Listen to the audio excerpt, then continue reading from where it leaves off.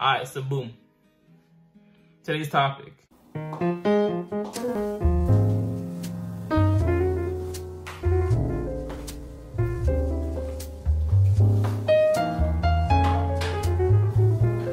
Hello everybody, this is Professor Kelly Stamps.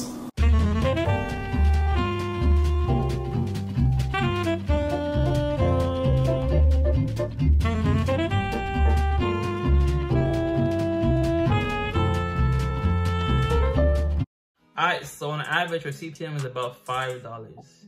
That's the average CPM for a typical YouTuber. $5, maybe $10 if you're maybe in a more specific niche like makeup or gaming. But I'm just saying in general, like,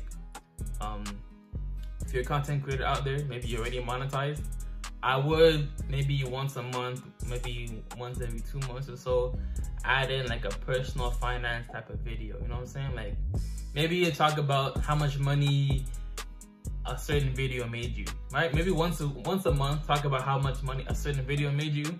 I know it can be seen kind of like bragging sometimes, but like the CPM is higher, and people love, just in general, people love seeing those videos. I can never get tired of watching those videos, if that makes sense. It's one thing to show like your total earnings. Maybe you're a bit more conscious of showing your total earnings, but rather just show an earnings for one specific video and talk about, you know, why you think that video did so well and why maybe it generated the income it did. Videos about personal finance, money, maybe credit card debt or banking, stuff like that. It takes more research to understand the context, which I think is why they typically have a higher CPM, because also there's not as many people talking about those subjects in such good detail and good information. Just in general, just something to think about.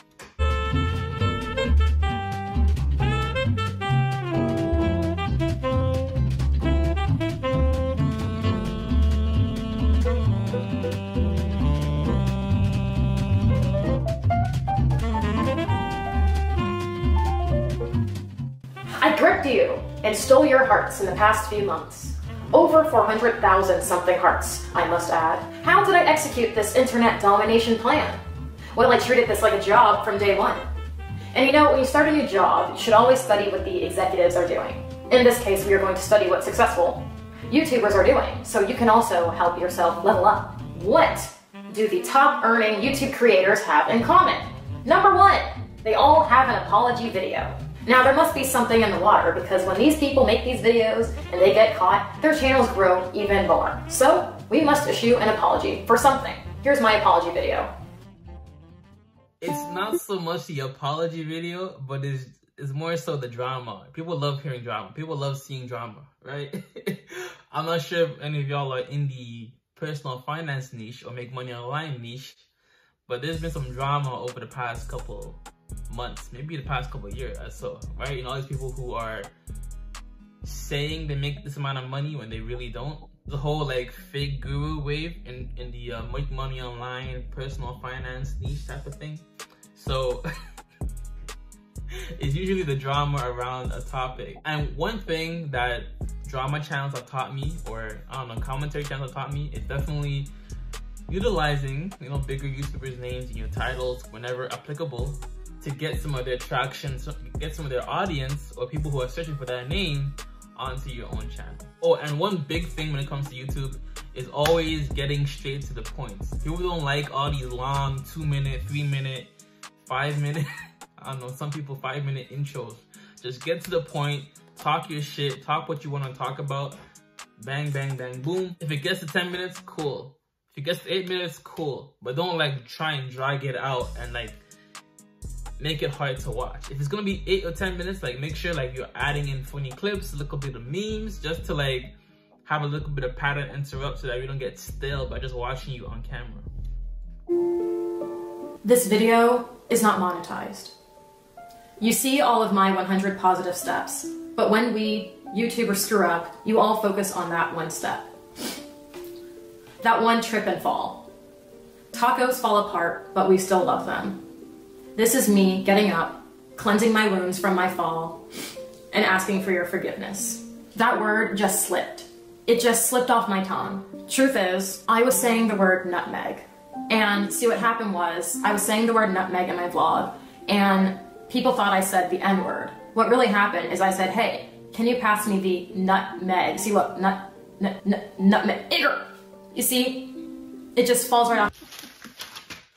So we know for the most part, anybody that has a pre-written apology letter that they're reading off of usually doesn't look off as genuine, especially given the context or the drama or the issues that may be surrounding a certain content creator. But this does remind me that when you are making content, you should have like a little guideline of topics you want to talk about. So for example, if you're making a video, right, you should have a couple of bullet points. Maybe every 2 lines you skip a couple of bullet points to remind yourself. Maybe you've done some research. Probably if you do a commentary, or maybe you're you did research for your own specific video that you see is important. You want to definitely look at your notes a little bit. Okay, maybe memorize a line or 2. Bam, bam, bam. Talk about it. Look back on your notes. Talk about it, and so and so. Especially if you want to ensure that you don't forget any information. But it's not bad to like have some type of like pre-written structure that you want to follow for your video to be more coherent and to not ramble. I would never attack a group of people. I might have said the N-word, but it doesn't represent who I am. I have black friends. My boyfriend is black. I've watched One-on-One. I read Ebony magazine. I was bullied, so I understand what it's like to be oppressed. I was tempted and I was in a dark place, not because black people are dark. Aside from the cliche apology video, the second thing you must do to grow your channel is mention how some object in your home really brings the place together. Hey guys, welcome back to my channel. Oh my god, I look so ugly right now. Like literally, I'm gonna scream. So I want to show you something that got sent to me. Guys, I got this sponge sent to me from this company.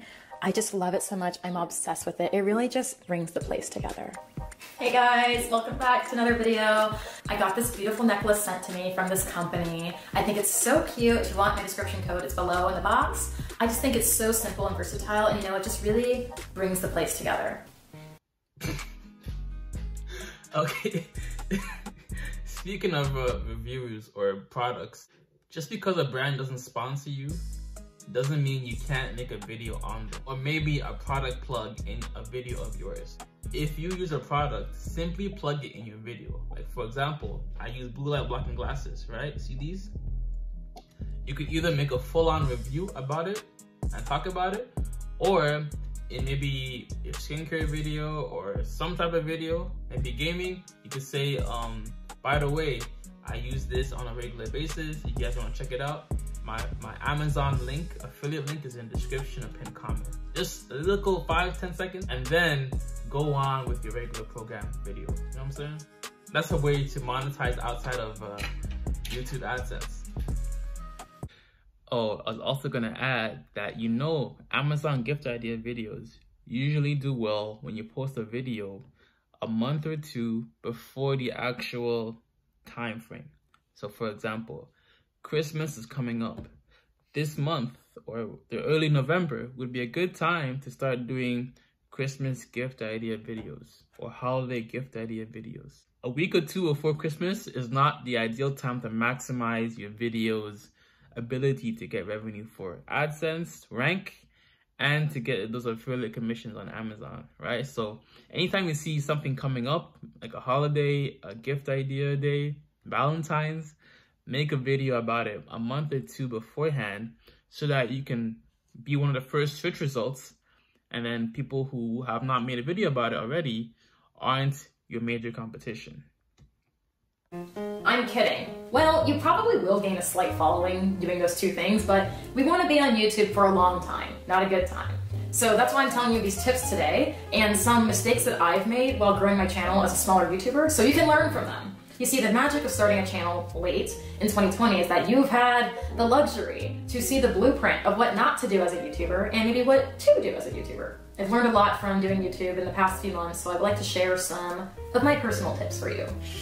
By the way, I wrote out pages of notes here, so I'm gonna look down and read them. Number 1, you need to make a balance between searchable content and content for your subscribers. By that, I mean, I unintentionally made the mistake of piling on these YouTube tips videos in January through February. Now, it's great because it was like a chain reaction, like a domino effect. I uploaded one video, which got a few views, and people found it to be very funny, insightful, and different. It was unusual, from your typical how to grow your channel videos. And as a result, people trusted me. I built some sort of a credibility there. So people were only watching those videos. Now, I do attribute a lot of my recent success to those videos. However, what happens is, when you do this, it drives a wedge between the theme of your channel and your new content. Meaning, I have a lot of people who only watch those videos. They don't care about my vlogs, they don't care about other stuff. If you don't pace yourself and make a balance, you will get comments like this.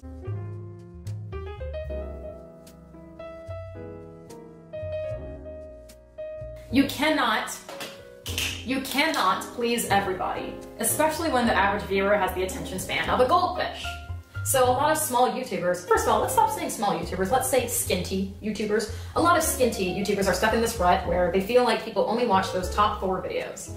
Okay, we need to provide a balance. My advice is to put some trendy videos on your channel, but in between fill it with lifestyle. This depends on what channel you're going for though. Don't be discouraged when people only want to see that one topic of yours or you in that one city, because look, just blame the way we were raised to consume media. People romanticize New York City. That's a way how I got popular in the beginning. People romanticize the idea of being a YouTuber. I'm riding that wave right now because I'm selling a realistic dream, which is that I changed my life with YouTube, and you literally can too if you have what it takes. Do not rely on only posting videos about a certain topic or a certain city, something that is trendy, because your subscribers will lose interest over time. An example of non-searchable content would be, I don't know, riding my horse this beautiful Sunday morning. I'm sure your horse is beautiful. I love a good palomino, but the average person on YouTube isn't searching that. For example, my best video, in my opinion, is titled, That's why it's important to, honestly, y'all might be looking at my channel and y'all might say, oh, yo, what are you talking about? You don't know any shit. You don't know anything, right? Given my subscriber to view ratio. First of all, one thing, just because a video gets 10 views or maybe 50 views the first day, does not mean that video cannot blow up 2 months, 3 months, 6 months, or even a full year later. I have countless videos on my channel that took multiple months, not just one day, not just a week, but took multiple months to rank in search or get suggested by YouTube before they blew up. On top of that, this channel right here, this is a cautionary tale to anybody that wants to switch content, right? If you want to make a completely different content from the one you make on your original channel, you need to make a new channel. Because on this channel, I used to make reaction videos to comedy, like stand-up comedy, right? And then a lot of people subscribe. I think at least maybe 3,000 subscribers on this channel came from that niche or genre of content. But then once I stopped making that content, you know, you in your own personal experience, you don't really unsubscribe to too many people. The only time you unsubscribe to somebody is if you specifically go into your subscription feed and clean it out. So if someone subscribes but doesn't watch your videos, it kind of hurts your channel. That's why a subscriber count nowadays means nothing. The main thing is your thumbnail, audience retention, and making sure people are able to continue watching until the end. And even when you finish the video, even when people reach the end, don't say thanks for watching or have a good day, I'll see you guys later. Instead, you should say something like this: well, since you made it to this part of the video, you may as well watch some other videos right here. Watch my past video on how to so-and-so, and my other video where I fill in the blank, right? So don't end the video. Don't say thanks for watching. Refrain from saying that. Just say, okay, well, while you're here, watch this or watch this, and add the end screens on your video. You know what I'm saying? Transformation to a housewife from a nerd. That video is so good, but it's not searchable, so it doesn't have many views on it. A searchable video right now would be something like a day in my life at home in quarantine, or what to do at home when you're bored, because you have to reflect what people are thinking of right now. Right now, people want to know how to make money in this time. That's what I'm doing. I'm purposely using this topic because it is realistic, it is simple and easy, plus I can actually give you something that you will learn from. Give your viewers value, plus a mix of things that you actually like. But truth is, you need to think more about your viewers. It's not so much about you, it's about your viewers. This is a business, treat it like one.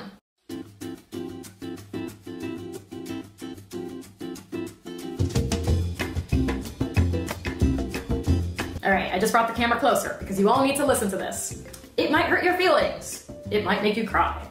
But I am here to tell you, number 2, do not leave self-promoting YouTube comments if you're trying to grow your channel. I live in Boston, and there's a lot of great Italian food nearby in a neighborhood called North End. I reckon the best Italian food comes from the restaurants where they don't have an aggressive host outside yelling, "Hey, how you doing today? Would you like to try our octopus? Hey, how you ladies doing today? I got a seat for you right here, right here. Come sit down. Come sit down. No, you look hungry." Why would you do the same for your channel? These aggressive men on Hanover Street are the physical embodiment of a small YouTuber comment. If you know that your food is good, or in this case, your content, why do you need to reek of desperation? Now, this might hurt your feelings, but listen, hear me out. In my old YouTube tips video titled How to Grow Your Channel with 0 Subscribers, I encouraged you all to leave comments early on your favorite YouTubers' videos. I did not mean spam their comment sections. Do you know how many people are leaving the same comment? "I hope you all are having a beautiful, blessed day. Don't let anything keep you down. By the way, I'm a small YouTuber." You know, they put the compliment on the top part and then the second part, "By the way..." No, baby, what is you doing? What is you doing, baby? Oh, Dan, no, Dan. Oh, no, baby, it's like the... No, Dan, baby, where's you going, baby? Oh, we got a shoe, baby. Or maybe you could like search up maybe funny comments, funny internet comments, and and then maybe copy and paste it in multiple videos. You know what I'm saying? I don't know. But for the most part, I think the best way to promote yourself outside of YouTube or leaving bare comments and have more longevity is actually a site called Quora. So Quora is like a Yahoo Answers or Reddit, but it's more friendly to people leaving their link. So let's say your video is about how I removed dark spots, or how I removed, or how I fixed my car, or something like that, or how I quit weed, right? You go on Google, type in how to quit weed, and then you type in Quora, Q-U-O-R-A, type that in, and then you'll see the first like 4 or 5 results. Click on it, answer the, essentially, let's say, okay, for example, let's say you have a video, how I quit weed, how I quit my marijuana addiction. All right, you have made that video already. Now go to Google, type in how to quit weed or how I quit weed, and then type in Quora. Then you'll see people have questions on how to quit their addiction.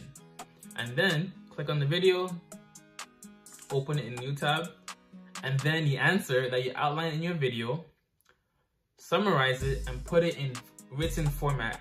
And then at the bottom of your answer, leave a link to your own video. Quora is arguably the best site to promote and get traffic to your channel.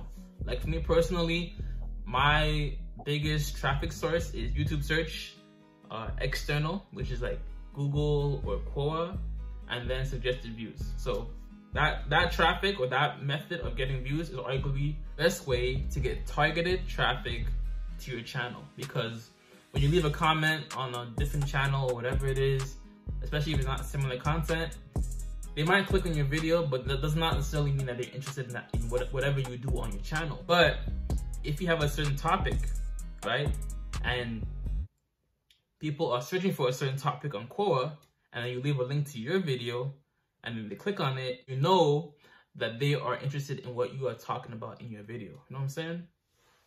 Yeah, subscribe. It doesn't stand out. It doesn't help you. So I've actually discovered a lot of new YouTubers, smaller, skinty YouTubers in my comment section, because they comment early. It doesn't even have to be early, but you should turn on your notifications when I post a video, or when your favorite YouTubers besides me post a video, because that's how you get noticed. So I discovered new YouTubers. There's one named OK Ellie. Hey girl, hi. For example, she always left nice comments, and she had a really sharp, nice profile picture.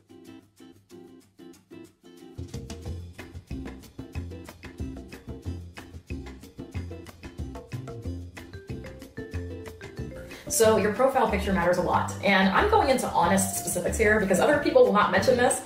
Your photo means so much on YouTube as a commenter, because I clicked on her picture because she was pretty. We are shallow. We are shallow as viewers. I am unintentionally clicking on pretty people when I'm on YouTube. You do it too. Don't act like you don't. So this girl has a beautiful profile picture. She always left nice comments on my videos. They left genuine comments. If you have trouble thinking of what a genuine comment is, maybe you're not a genuine commenter. I've discovered so many small YouTubers in my comment section, and it's inspiring because I inspired them to start a channel. They inspire me because it's so wholesome to see someone take my tips and actually do it themselves, because y'all, my life is wonderful right now. I cannot stress this enough. Sidebar. There's so much money to be made in the YouTube world. Anyway, this isn't going to get you millions of subscribers, but it will help you. And once you start building credibility, more people will comment and notice you guys. It's a chain effect. It is not rocket science. It does not benefit you to advertise yourself as a small YouTuber. She lost the sun. She lost the sun. Look, okay. Literally, yo, this is my, if you can't get natural light, from the sun, maybe the sunset, get an iPhone ring light. You don't need a whole like ring light like thing. I have a tripod right here holding this down, my iPhone ring light, and we're good to go.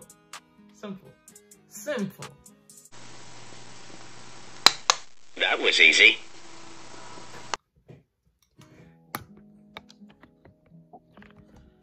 And then I edit off of iMovie. iMovie is probably the most budget-friendly and minimalistic way to create content. I made almost 500 videos on my channel strictly off of iMovie and my iPhone.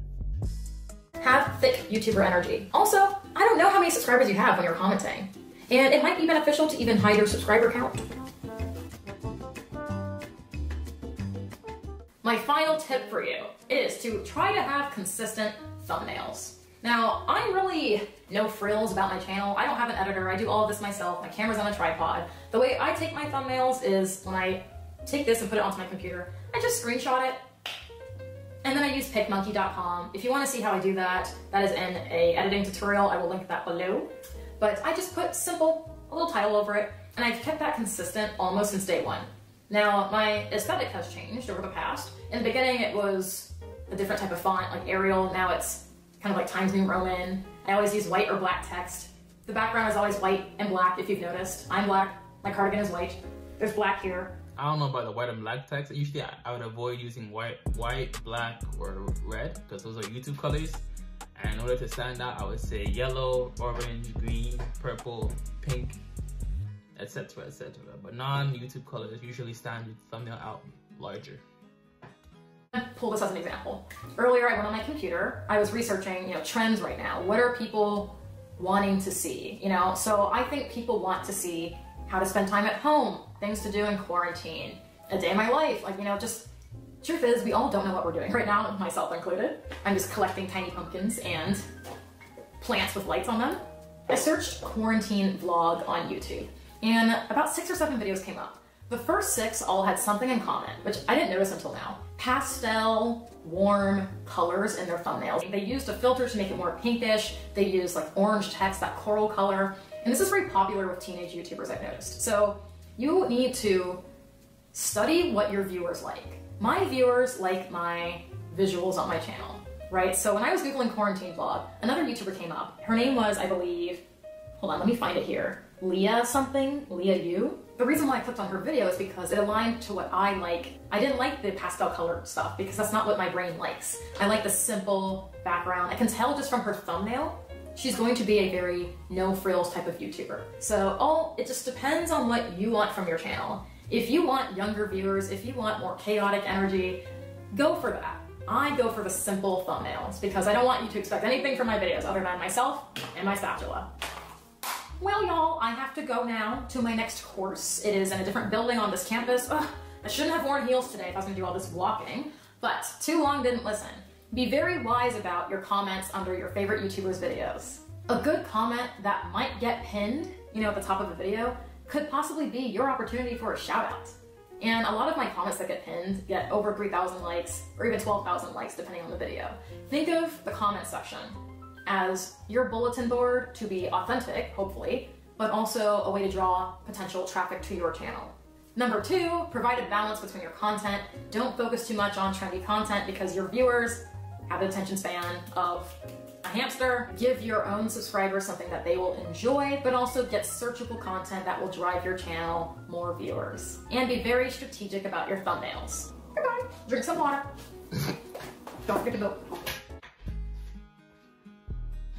Hey yo, at the end of the day, if you want the privilege, this is a privilege, you want the privilege to be able to work from home and make YouTube videos, it's gonna be a lot of upfront investment of time, energy, and many months, probably a year plus of not making significant money and utilizing your job to hold you over until YouTube starts popping off.